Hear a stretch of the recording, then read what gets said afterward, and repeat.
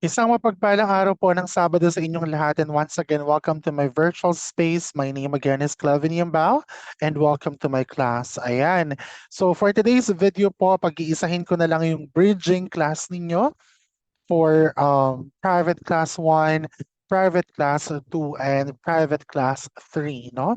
So isang announcement na lang para at least organized and more unison tayong lahat, no?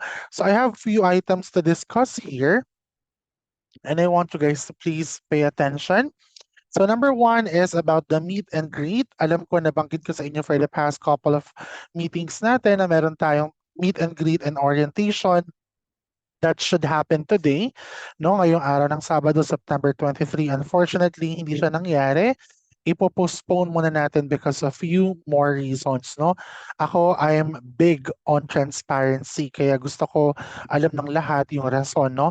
So, number one, medyo mahirap humanap ng venue na afford nating lahat. I'm gonna be honest with you.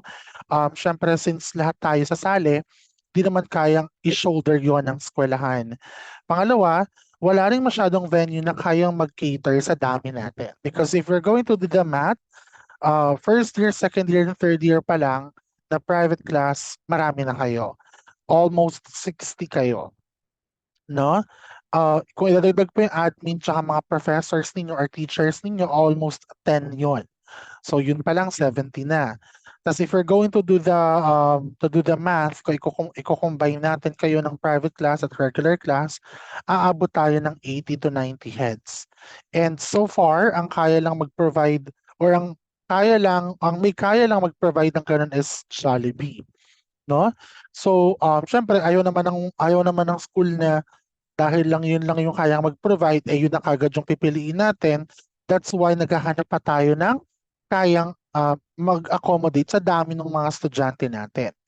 Um, Pangatlong reason, as much as possible kasi gusto ng school talaga may program or kahit na paano, alam mo yun, mas organized. So, medyo kulang na rin sa oras, gawa nga ng ang daming cancellation of classes, gawa nga ng pagbagyo or pagbulan-ulan, kaya hindi rin masyadong nailatag talaga.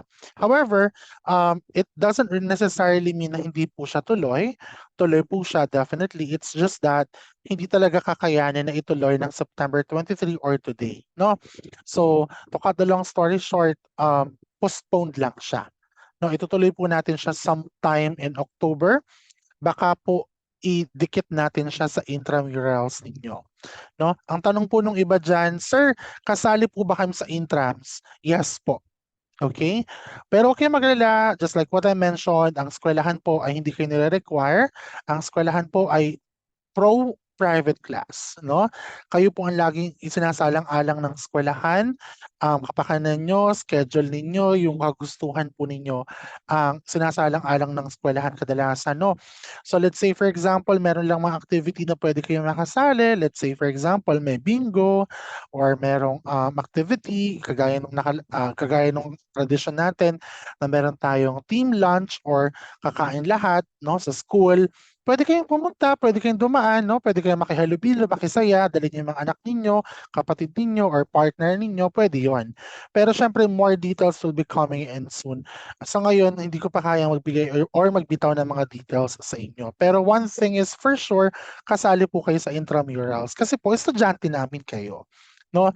Kahit naman po ituring natin kayong private class, schedule lang po ang nababago, kaya nga private class, parang tinututuran kayo, no? Pero it doesn't necessarily mean hindi po kayo estudyante po kayo. Meron lang kayong private na panahon, no? Or na schedule, no? Pero it doesn't necessarily mean na ay, sorry, sumakit yung tenga ko ng konti. Hindi, it doesn't necessarily mean na hindi po kayo a-attend, no? Or hindi po kayo estudyante ng Liceo, estudyante po kayo, no? Okay, next naman pong pag-usapan natin ay ang introduction of forms, no? Ito po, meron po akong naging problema last time, 2 beses na po natin itong ginagawa, yung pong pagsasend ng mga sagot, no, sa Messenger. Yung iba po, akala nila pala, okay lang na sa gabi na lang isend yung activity, hindi po, may oras po iyon, no? Pangalawa po, yung iba naman, nag-hi, hello pa, tas kung kailan lang ako magre-reply tsaka lang nila iiwan yung message nila. Yung iba naman po, tawag dito, nahihirapan daw gumamit ng Messenger para sa sagot. Kasi daw yung mga anak nila, ginagamit din daw yung cellphone nila. Gawa nga nung siguro dinadala sa eskwelahan, I'm not sure, what not. Pero kumbaga yun po ay hindi ko na kayang sagutin kung paano gagawin natin doon, no? Pero doon po sa pagsasend, may naisip po akong mas madaling paraan, mas organized na paraan, ano? Yung iba naman po kasi magsasend, walang pangalan. Kapag po nakita ko naman yung pangalan sa Facebook, medyo binabaliktad, 'di ba? O kaya Chinese yung character, o kaya hindi naman niya totoong pangalan. So hindi ko matrack kung sino gigradean ko. Yung iba naman, may pangalan nga, iba naman yung year level na nilalagay. So medyo nakakalito po at medyo marami-rami kayo, kagaya ng nabanggit ko, 60 plus po kayo. No? So hindi ko naman po kakayanin na nasa messenger ko kayo lahat at sabay-sabay nagtatanong. So ngayon, ganito po yung gagawin natin. Kung mapapansin po ninyo sa ilalim, sa ibaba, sa description box, no? Um, naglagay po ako ng mga link ninyo. Kung kayo po ay first year, mamaya may discussion tayo, first year, second year, and third year. Didiscuss ko kung paano kayo magpo-form. No? Didiscuss ko kung paano nyo sasagutan yung activity nyo. Yung iba kasi nakakatawa pa ganito. Sir, natapos ko na po yung video. Saan po yung activity na sinasabi nila? Na alam mo hindi naman, no? Alam mo hindi tinapos yung video eh. Kasi kung napanood niyo yung video, nandun po yung activity. Kasi nasagot ko sila, ma'am, nandun po yung activity sa video. Natapos po ba ninyo? Ay, sorry sir, di ko tinapos eh. Eh di hindi niyo po napanood lahat. Diba? Yung iba minsan ma-eme lang din eh. I-chat ako, Sir Clev, ano po yung activity? Ako naman parang, bakit niyo po tinatanong sa akin? Eh nandun sa video, in-explain ko na po doon. Diba? Sabihin nila, napanood ko na po sir, nasan po yung activity? May sasagutan po ba? Ako naman parang, hindi niyo po pinanood, no? Kasi kung pinanood niyo po, malalaman yun. Never naman ako nagbigay ng activity na hindi ko ipapaliwanag. Nasa video madalas yun. No? So, yun. So, kaya gumawa na rin ako ng form. So, later explain ko kung paano yung form na yun. No? Oh, move tayo ng konti. Punta po kayo sa GC ninyo ngayon or mamaya after ng klase natin. Bumoto na po kayo doon po sa October schedule natin. Open na po ulit yung survey kung ano pong araw ang gusto ninyong magkaroon tayo ng klase this coming October. Kagaya po na nabanggit ko before, hindi po kayo pipili lang ng isa or ng dalawa. Lahat po ng date na available kayo ay pipindutin nyo po. No, kaya po survey iyon. No, gusto po naming malaman sino po yung mayroong pinakamaraming availability. Kasi po yung iba nangyayari, pipili lang ng gusto nilang isa. Kaya ngayon, konti yung bumoboto. No, pili ka kung lahat po ng date na nakalagay doon available kayo, pindutin po ninyong lahat. No, piliin po ninyong lahat. Hindi po kayo pipili lang ng isa o dalawa doon, no? Okay. Ngayon po, Sir Clevin, paano po kung wala akong available date doon? Lahat po yun di available sa akin. Hindi po pwede. Diba? Eh, paano naman kung gagawin natin, di ba? Kahit po isa, isa man lang sana. No, pumili kayo doon. Okay. So malinaw po tayo doon. Huwag makakalimutang bumoto ha. Ang hindi bumoto, walang karapatang magreklamo. Ayan. Okay. And then lastly, yung examination po ninyo. Para po sa first year, second year, and third year, I would like to remind everyone na ang examination po ninyo ay ako or teachers din po ninyo ang magbibigay. Depende po yon kung written, online. Ako po online lang or recitation nga lang actually. No? Actually po, ito ang magandang balita. Yung examination po ninyo sa akin ay yung activity ninyo ngayong araw. No? Yung gagawin po ninyong activity ngayong araw, that will be considered as your prelims exam. So kagalingan po ninyo sa pagsagot later kasi po yung sagot po ninyo ay magiging isang malaking resulta ng inyong grade. No? Tatanungin po siguro ako ng mga second year and third year, Sir, yun pong pang third class natin, kailan po iyon? Okay? So hindi na po tayo muna magte-third class. Okay? Kasi napansin ko na baka stress na kayo sa sobrang dami ng ginagawa. Kaya po yung pang third class dapat natin ay kakainin na natin ngayong araw. no? So in short, after po nito, wala na po muna kayong klase sa akin sa October na po. Sa October, tignan natin kung, kasi tinatansya ko minsan kapag feeling ko yung pinag-aralan natin, tinuro ko sa inyo okay naman na, magte-third class pa ba ako sa kanila ng 30 minutes para sa recitation? Minsan, pag nakikita ko yung mga sagot ninyo, kasi ang gaganda ng mga sagot ninyo Ang hahaba, ang detailed. Kaya niisip ko parang nonsense naman ako mag-recitation pa ako dahil ang gagaling naman ng mga sagot na ninyo. Kaya sabi ko, sige, for September, for this topic na mind traps, sige, wag muna. Two meetings na lang. No? Pero for October, yung ibang topic natin, tingnan ko kung ganun pa rin kayo mag-reply. Pag ganun pa rin mga sagutan ninyo, wala ulit tayong third meeting. Pero pag nakita ko na medyo sablay yung iba, mag-recitation tayo, third meeting yon, okay? So wag po kayong malito, second year and third year, mayroon po kayong exam at yun yung activity nyo today. Ngayon naman, yung mga first year, I would like to remind you, tapos na po yung una ninyong topic, no? Nakapag-discuss na po tayo doon. Bagong topic na po tayo ngayon. Okay? First year, tingin po sa baba. Okay, wag mo nang pipindot ha. Wag mo nang pipindot. Tingnan lang sa baba. Walang pipindot, tingin lang sa baba. Tingnan nyo po yung description box. May makikita po kayo doon first year topic. Makipindot po yung video para mapanood ninyo yung topic ninyo today. Pagkatapos po sa baba nun, may makikita kayo answer form. Ulitin ko ha. First year topic tsaka answer form. Okay? Nasulat ko lang ha.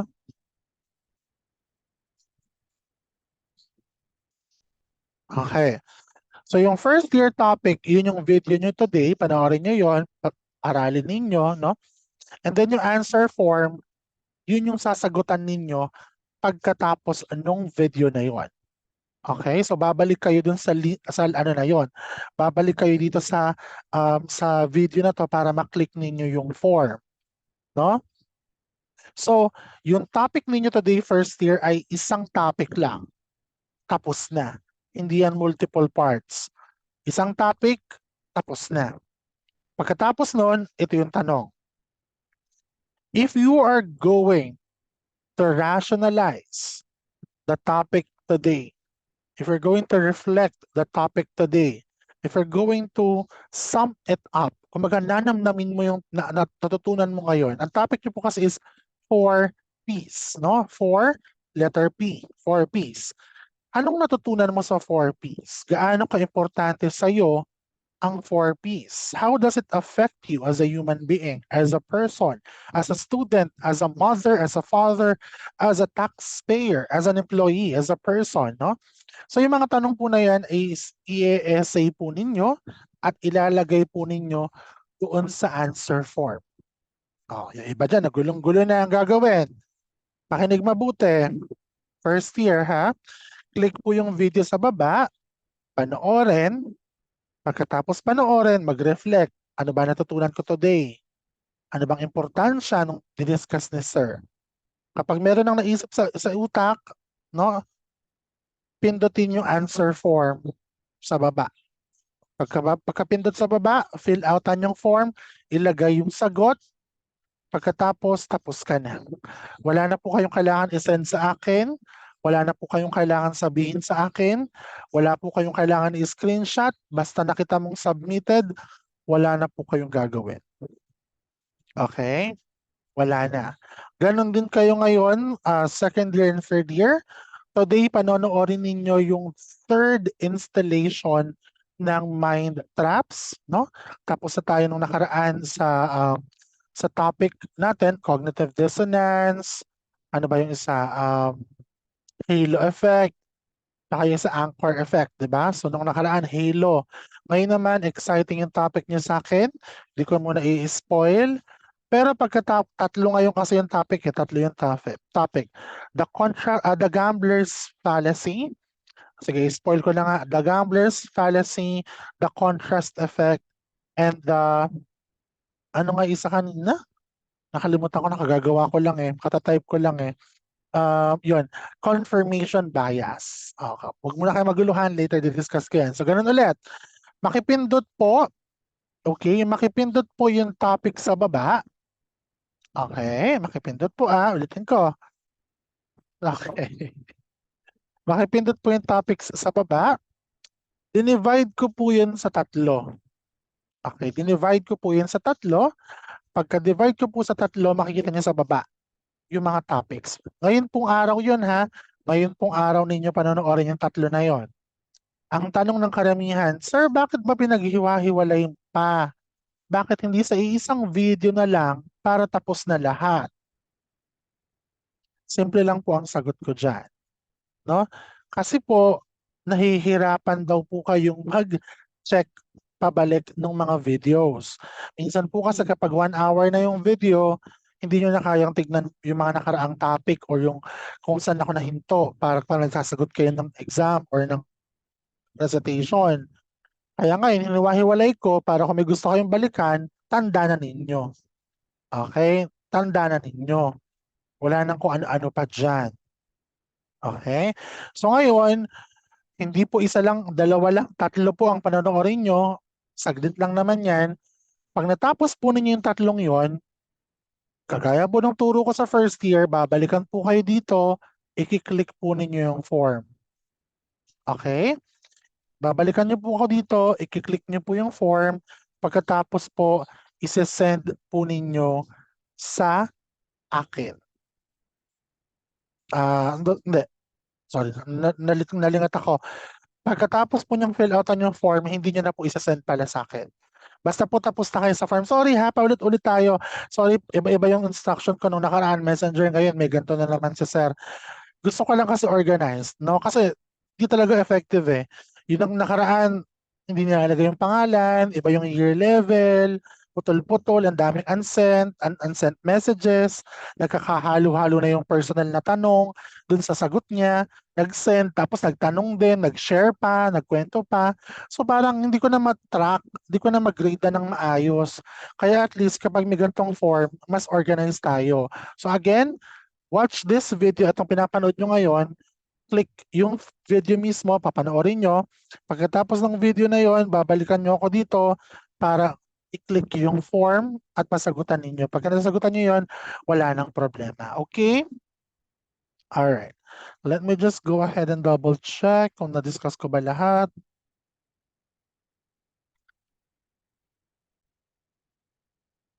Okay, so I think yun lang naman. Um, Recap lang. So again, hindi natuloy yung meet and greet natin, pero hindi ibig sabihin na hindi mo matutuloy. Matutuloy po yon, bibigyan ko kayo ng date. Baka po idikit natin siya sa intrams natin. Kasali po kayo sa intrams, hindi lang po regular class, pati po private class kasama doon. Open na po yung survey ng October. Pili na po kayo ng gusto ninyong date ng klase ninyo. And of course, yung forms, yung pagsasagot ng forms, tinuro ko na po yun. And panglima, yung examination ninyo, first year and second year and third year. Kung yung mga first year, wala po kayong dapat problemahin kasi wala naman kayong third class. Dalawang class lang po kayo lagi. Yung sasagutan po ninyo today, yun po yung exam ninyo. No? Ganon din po sa second year and third year. Okay, I think we're all good naman na. Okay, so I think that's it. So I hope that you guys will enjoy your video today, our discussion today. It's already been 22 minutes na tayo magkausap. So I hope you still have time to answer the question. Maraming salamat po for joining me today, this Saturday. At enjoy po ninyo yung inyong weekend. Bagamat di tayo natuloy for today dahil sa meet and greet and of course, sa napakarami nating busy na schedule or napakarami nating activity, hindi na namin maupuan yung pagsasaayos nitong meet and greet ninyo. Pero don't worry, tututukan natin yan para at least magkasama-sama tayong muli at magkita-kita kayo. Kasi napaka-excited na po ang regular class na makita kayo. Kaya naman sana ganun din kayo, excited kayong makita ang bawat isa. Maraming salamat po. And again, click the video below to start your class.